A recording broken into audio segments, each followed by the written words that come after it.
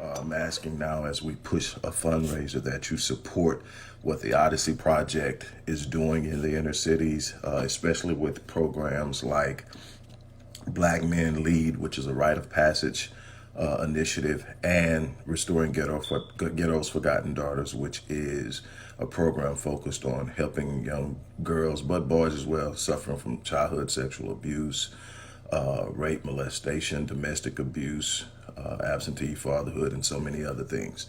The information will be in the box. Thank you.